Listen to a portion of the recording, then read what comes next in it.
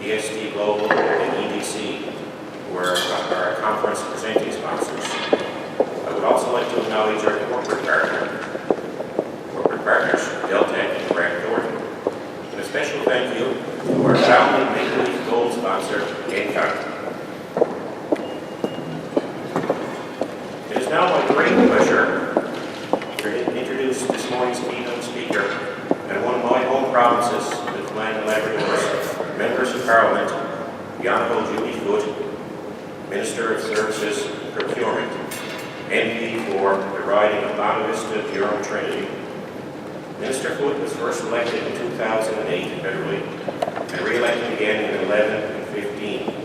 As Cabinet Minister, her department is responsible for the Government of Canada's banking, accounting, central purchasing, and real property management. Minister Foote has been dedicated to community service, working in several volunteer capacities with a variety of organizations over the years. In addition to her volunteer work, Minister Foote has served in several capacities for over 15 years with the United Nations Children's Fund, which is UNICEF.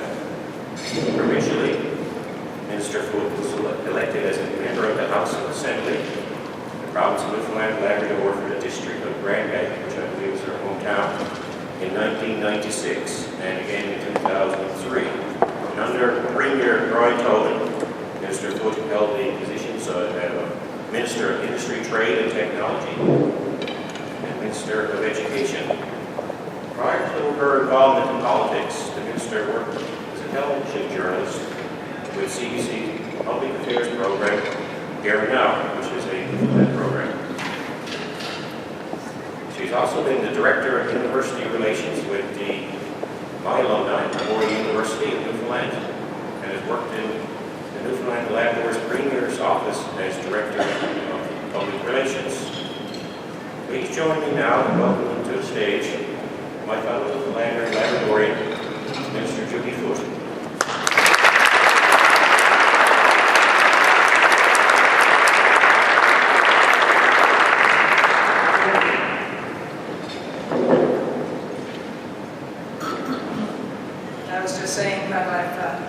Spent so much time on airplanes that I think I picked up a flyer's cough.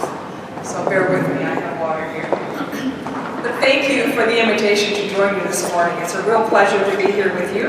And to be at what I understand is the first of its kind in terms of this particular coming together of professional engineers. So congratulations to all of you. I'm especially pleased, of course, to be here with Rick Tiller, a fellow Newfoundlander Labradorian who is now in your chair. And I could say, Rick, that I accepted the invitation because I knew you were going to be the chair, but that's not true. But I am so delighted that you are. And I remember when I was first appointed to this position, and I was invited to the convention that the aerospace sector had here in Ottawa. And I'd only been in the department for about a week. And I thought, what am I going to say? I haven't even been briefed on my files. And then they told me that Jim Quick from Newfoundland and Labrador was actually the president and CEO of the aerospace sector. I said, well, of course I'm going to go. So I did. But it's good to be here with all of you, just as it was good to be with, any time I get an opportunity to be with those in the industry sectors. I'm also taking this opportunity to acknowledge that we are on the traditional territory of the Algonquin people. And I have the good fortune to have Marie Lemay, who is a professional engineer, as my deputy minister. And I expect most of you in the room, if not all of you, know Marie. Would you like to stand, Marie, please? If you don't, I want you to know her. I am indeed blessed. Marie spent 7 years over the course of her career as the CEO of Engineers Canada. And having her in the department that is responsible for procurement bodes well for all of you, and it certainly does for me, as we look to modernize our procurement process. Engineers, and Marie tells me this, are known for certain qualities: an eye for detail, technical know-how, evidence-based decision-making, the ability to analyze and solve problems, and an affinity for teamwork. These are the traits our government needs to deliver on our promise of results for Canadians. So it's been 1 year since the election, and yeah, we're proud of what we have accomplished, but we still have a long way to go. We are committed to using public investment to grow the economy. We are committed to a collaborative approach that places the opinions of Canadians front and center in our decision-making. And we believe that economic growth and environmental stewardship can work hand in hand for the benefit of all Canadians, both today and in the future. These goals have a direct impact on Public Services and Procurement Canada as the federal government's real property manager and procurement office. Today, my remarks will focus on how Public Services and Procurement Canada is supporting the national infrastructure plans, which I would think would be music to the ears of everyone in this room. We manage one of the largest and most diverse portfolios of real estate in the country. Altogether, the department has one of the largest and most diverse portfolios of real estate in Canada, as well as central heating and cooling plants, bridges, dams, and housing. Also included in our portfolio are Canada's Parliament buildings, the symbol of our country's democratic values. And for those of you, while you're here in Ottawa doing your advocacy work and having your meetings, a visit to the Hill, you can see the work that's taking place there. And we're very proud of it, and I'm very proud that my department can tell me that not only are we on budget, but we're on time and getting the work done. Our real property professionals specialize in office accommodation, architecture, engineering, real estate, asset and facility management. And they are involved in all aspects of real property, from initial investment strategies and the construction and leasing of facilities to the maintenance, repair, and disposal of assets. We also set and implement real property standards for other departments and agencies and industry. These standards support the sustainable design, construction, and renovation of office buildings, as well as the cost-effective and timely fit-out of accommodations.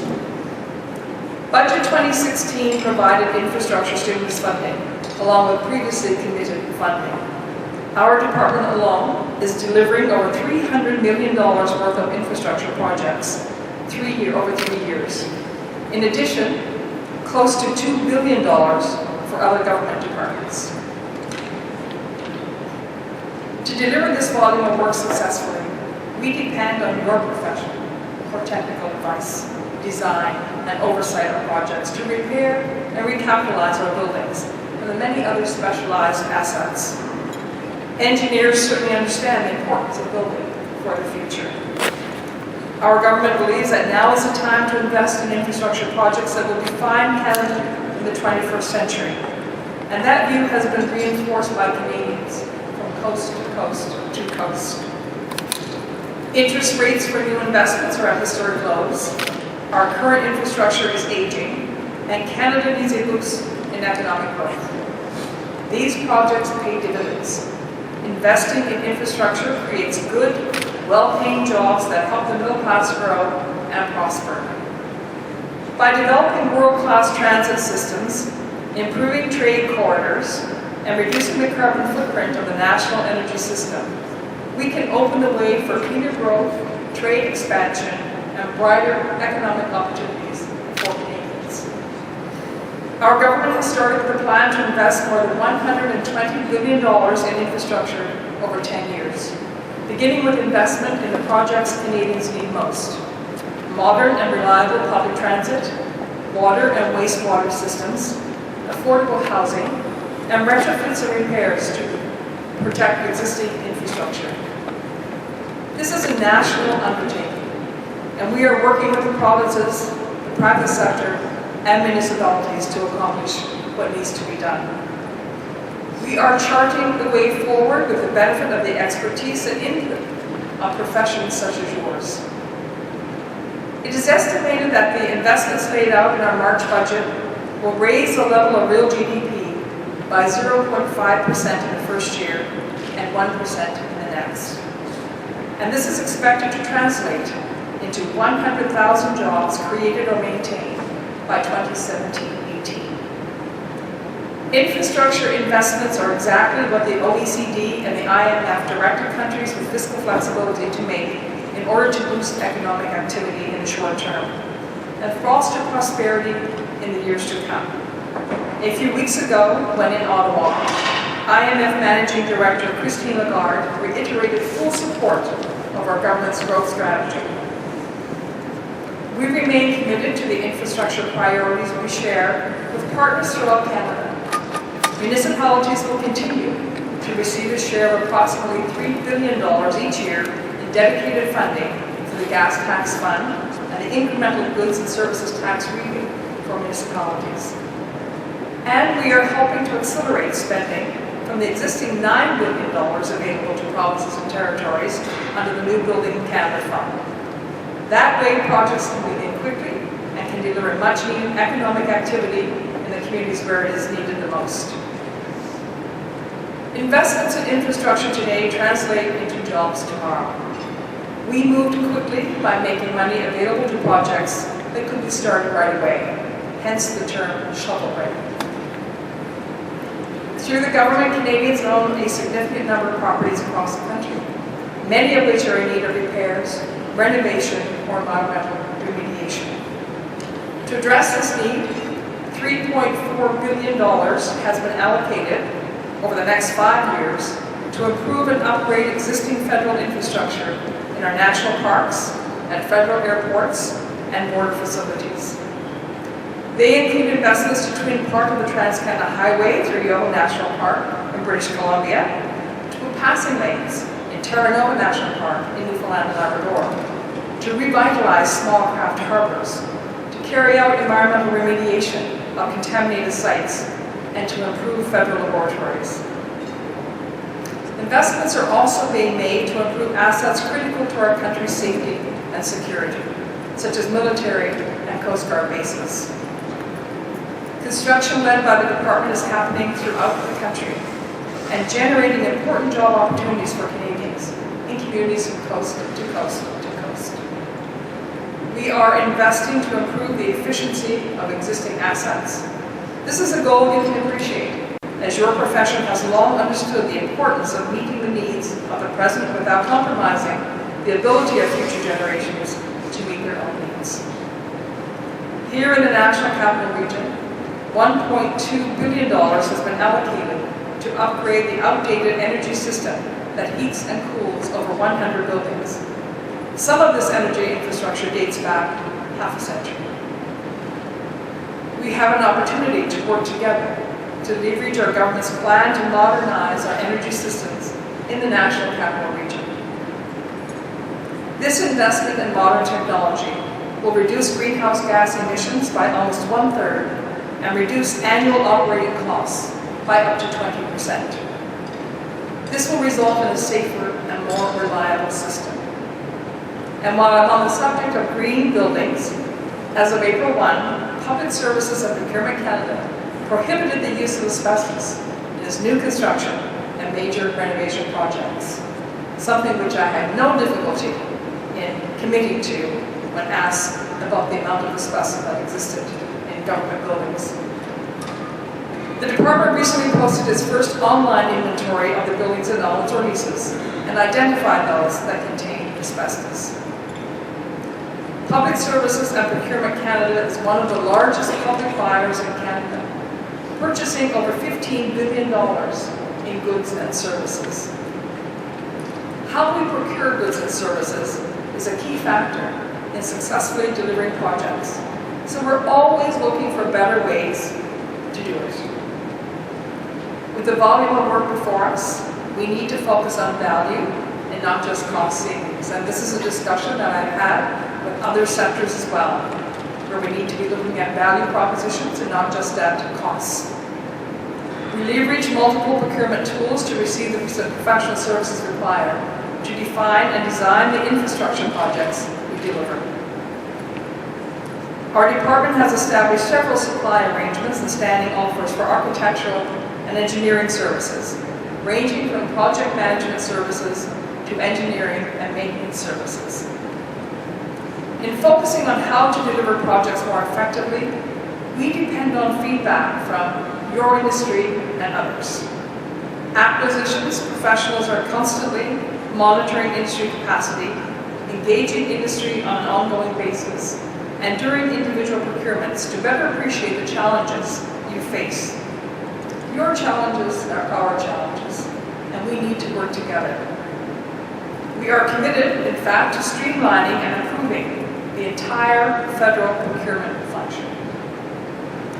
Our government is open and transparent and is using smart procurement techniques like industry engagement days to seek information from the private sector to help us make better informed procurement decisions. As part of our modernization efforts, we are reviewing our contracting practices while enhancing the Government of Canada's relationship with suppliers. Our goal is to break down the barriers that have made it difficult for Canadian companies to do business with the government. We have listened to input from industry and increased our technical evaluation weighting in our evaluation process. We are also applying more modern contract approaches.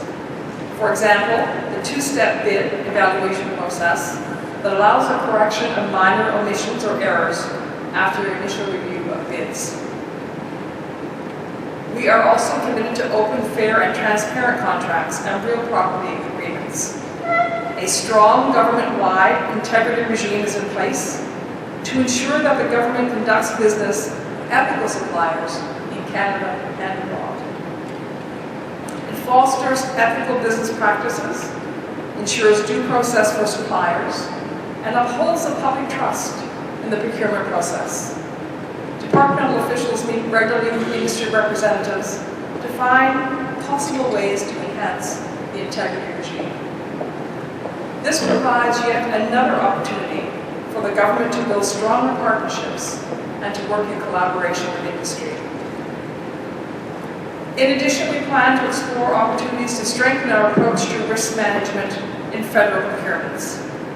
We have been consulting with industry stakeholders and associations like yours to enhance our approach to managing procurement risk. Together, we aim to achieve value for money while also providing industry with greater opportunities to innovate. We also want to ensure the procurement of goods and services, such as engineering services, results in optimal proposals from the greatest number of qualified suppliers. We are committed to a new way of doing things, to listening and working with everyone in our country, including experienced professionals like those of you here today. We are committed to developing new partnerships and strengthening existing ones. Our government relies heavily on the expertise and specialization that contracted engineers bring to the work done within our real property portfolio. We look to you for your expertise in identifying the best innovative and technologically advanced solutions for our projects. For many years, your organization and the department that I lead have been active members of the Federal Industry Real Property Advisory Council, which is where the public and private sectors can come together to discuss issues pertaining to the planning and management of federal real properties. Modern infrastructure can speak to our country's hopes and confidence in the future. Engineers are critical to the success of our government's infrastructure plans. We need your ideas, we need your creativity, we need your leadership in helping us to build a better, more prosperous Canada. And I look forward to working with you, and I can tell you without even asking her that my Deputy Minister is anxious to do so as well. Thank you so much for the invitation to be here.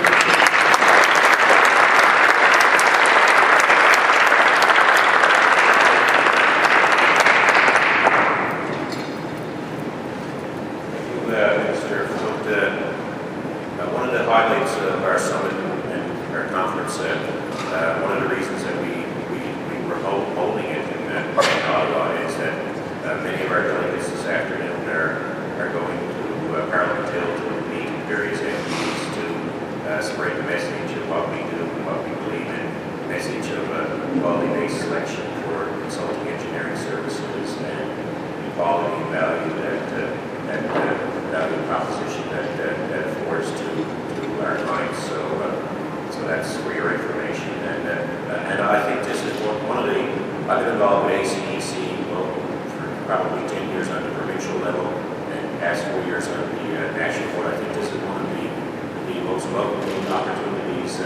I've seen, and certainly I know our President, John Gamble, is looking forward with great intensity to meeting with your colleagues, and what you're saying is exactly what we've been proposing and advocating for.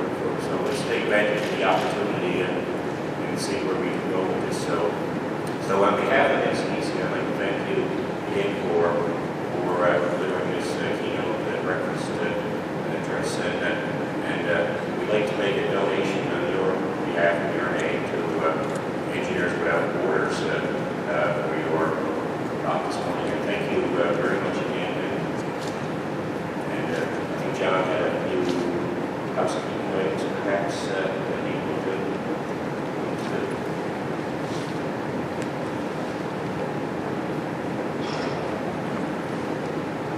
By the way, Mr. The Federal Industry Real Property Advisory Council is actually meeting tomorrow. We have the meeting meeting at 8 a.m. tomorrow after our awards gala, but I will be there.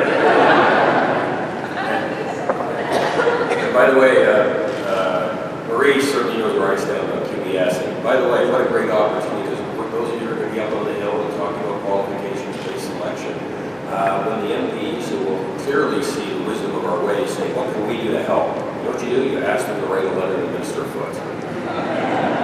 The staff's probably not thrilled by this, but no, but seriously, that's sometimes what they'll do. They say, what can we do to help you? What would you like to do? Ask them to write a letter, ask them to show their support. It's important that we get buy-in at both the political and staff level. For those of you that are going to question period, and I'm sure the minister will tell you it's called question period, not answer period. Well, all right. It's changed. By the way, we have a really good governance model if you're interested. So those of you, your name is on the list, but do go there early. It's a little bit like airport security, and there is no central coordination. Though you're on the list, it is still a little bit first come, first served. You can sort of walk up on demand if you haven't signed up earlier. But again, it's give yourself lots of time to get there. It is actually, I poke fun, but it is quite interesting.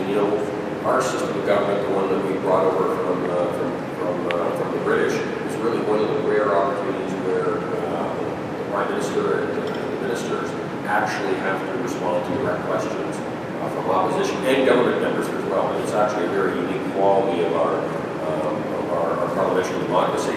And it's just really cool going up to the Senate block and just seeing where it's all happened, what's going on in that building for many, many years.